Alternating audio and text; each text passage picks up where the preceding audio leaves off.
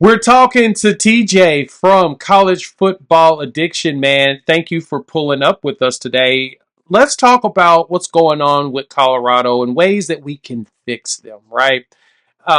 We talked about before how in that Nebraska game, you didn't see much from the running game, yeah, which to me is still the most critical component to keep Shedeur Sure. Sanders upright because the play action feels like one that works out, right? This video is presented by our partners over at BetUS. Make sure you check them out. They're giving you a 150% bonus up to $2,000 on your first three deposits. They're taking care of the gamer. So, TJ, I got to ask you about this. When it comes to Colorado going forward on that offensive side, how do they go about protecting not only Shedeur, but getting more effective early? Yeah, there has to just be better communication on all levels, from the staff to the line to Shedeur as well. Like, he's as good as we know that he is. He's not blameless, and he took ownership for the pick six. And they all need to get better, and they all need to improve. And I think it is from the coaching staff the perspective of, like, man, we've got to do more stuff that penalizes defenses for just pinning their ears back and going, whether that is quick screens, whether that's bubble screens, whether that's tunnel screens, whether that's draws, whether that's bootleg play actions where you're getting the guy out in space and you've got a tight end crossing, whatever that is. Just the five-step pro-style drop back doesn't feel as good as Shedeur is at it. Oh, don't get me wrong. If he was playing behind a different offensive line, it certainly would be different. But as good as he is at that, you've just got to showcase a little bit more in this. And so whether that's, more runs to set things up, bring guys down into the box, change a few looks, get creative, get exotic. And then again, the communication to the offensive line, to Shedeur, checking into the correct protections and things like that. Like, maybe as good as those wide receivers are, maybe you bring an extra blocker in. Maybe you use an extra tight end. Maybe you have different looks that you can give. But all options are on the table, because right now the drop back five steps, like, they don't seem like they can protect. Now, again, we said this in the last one about Nebraska specifically. I don't know how many defensive fronts are going to be as good in the Big 12 as Nebraska's was. Like, I know that UCF's isn't. I know that Cincinnati's isn't. I know that Baylor's isn't. I know that, this weekend, I know that, not Big 12, but the rivalry game against Colorado State, I know that theirs isn't. So there are games where you're not going to see as ferocious of a front. You're not going to see as ferocious of a crowd and an atmosphere and an environment and a hype bubble and machine and stuff. So I don't, want to say, oh, we lost to Nebraska, you can't win. No, there's certainly going to be opportunities, but I don't know that you're going to see as many that are as easy maybe as North Dakota State was. Like, I think it's going to be somewhere in the middle of those two teams. So it has to improve. It has to get better on a communication front for sure. We got to talk about the sponsor of the video, BetUS. They're taking care of you, the gamer, with a new promotion, 150% bonus on your first three deposits up to $2,000. All you got to do is put in the promo code YouTube150. That's YouTube150. They are taking care of you, the gamer. So as you can see here, we've got the Heisman odds. And of course, you go across the top, you've got all kinds of bets. College football, the props, games. We'll look at the Colorado State game later this week. But right now, Heisman Trophy, Travis Hunter, plus 5,000. You got Sheduer Sanders at plus 7,500.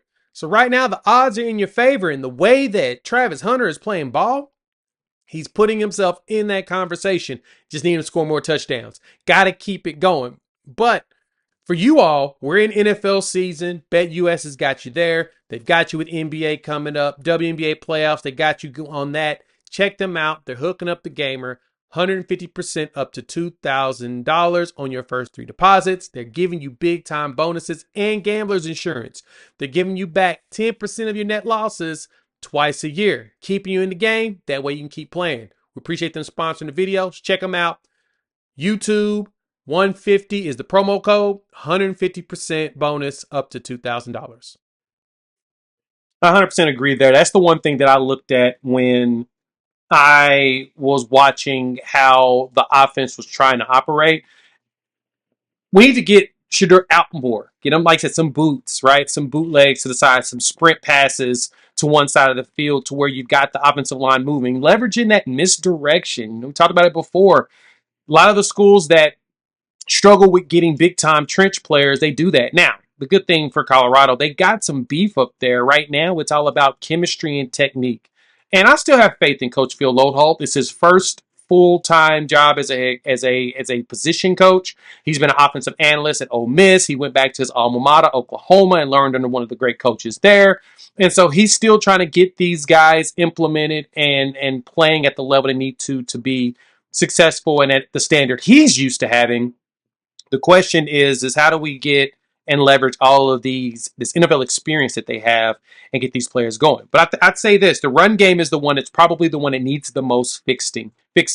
And I've said this in a few videos already. I think Dalen Hayden needs to be the number one guy, and you need to give him the ball more than 9 times in the game. He needs to run the ball almost as much as Sheduer passes the ball.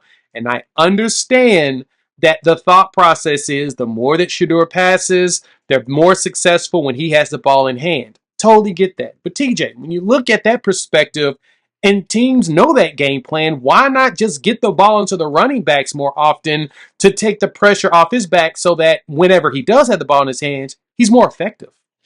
Yeah, again, maybe in the Nebraska game specifically, it's a situation of we got down so early, right? You felt like you had a chance until it was 21-0 in the blink of an eye, right? They score, they throw the pick six, and then they score again.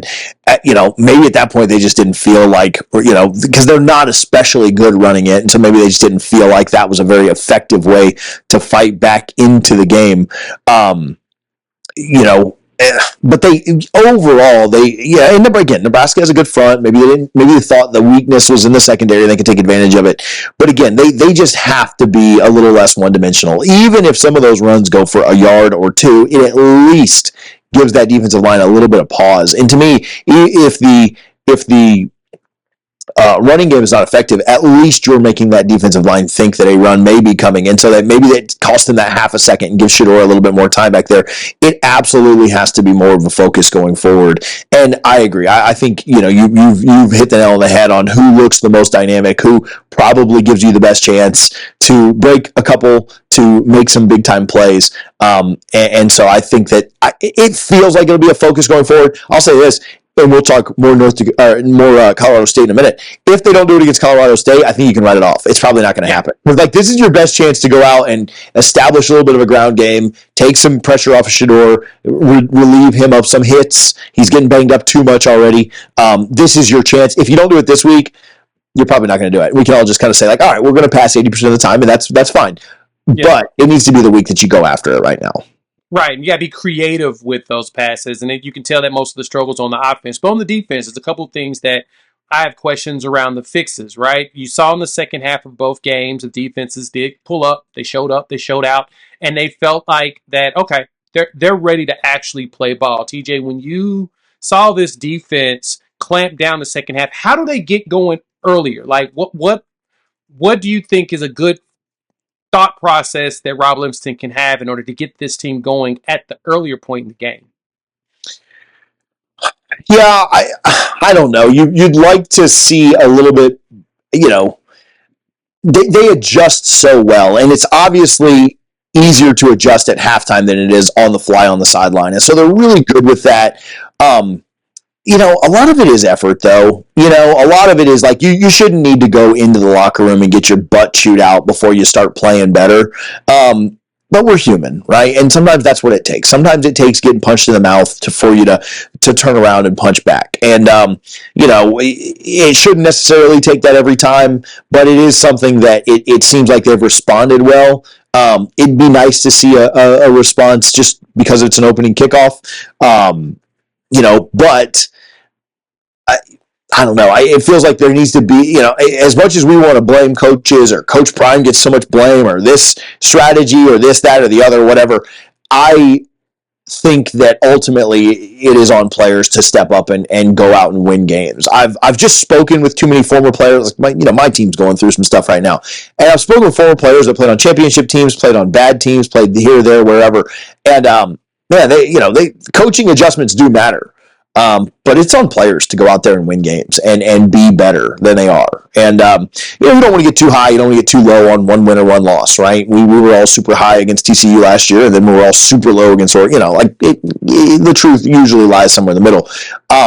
So it's about how you respond. It's about how you adjust. And you'd like to see things be a little bit better in first halves, but that's also when other coaches are scripting plays and when they've got a really good plan going. And so, first half in a tough place to play like Lincoln at night, it doesn't surprise me they started a little bit slow. But again, it's something you'd like to see pick up as the year goes on. You're gonna welcome the loudest, most obnoxious, the most rowdy crowds every time you step on the field because Coach Brown was right. There are a lot of teams Super Bowl. Teams don't have to be very good, and they still want to beat Colorado really badly because of everything that comes along with Colorado. So, yeah, they're going to have to figure out a way to get things going a little bit faster.